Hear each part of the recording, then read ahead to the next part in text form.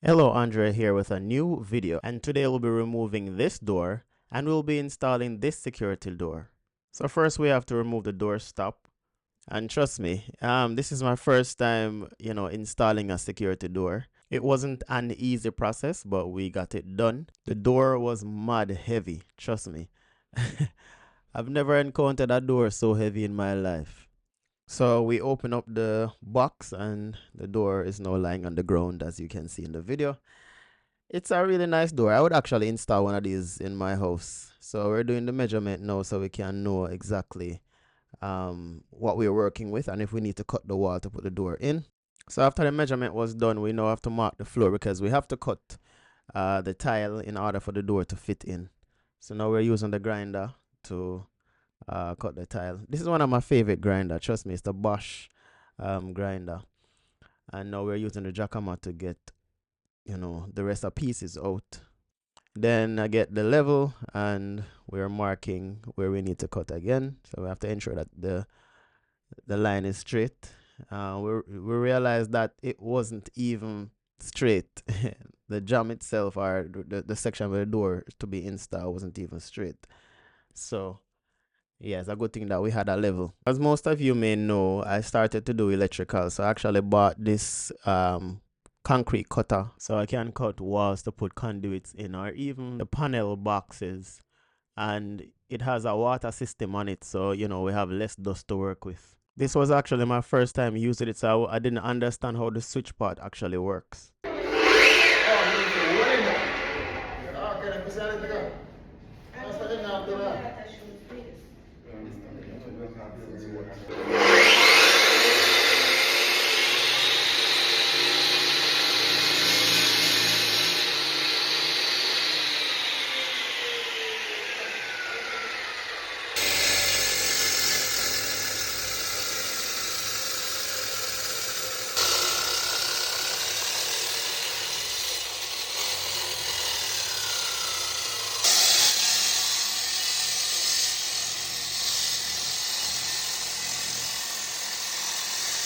One thing with me, I always ensure that I clean while I work because I just don't like when the place is messy. Client don't like that either.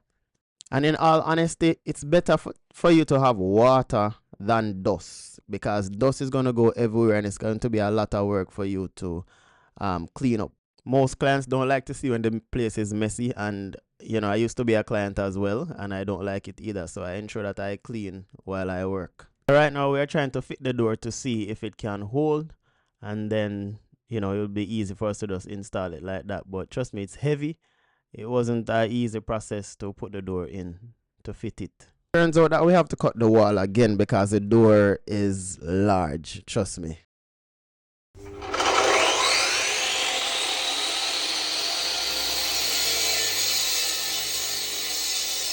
One thing I can tell you is that this concrete cutter is very, very, very heavy. You have to eat food, trust me.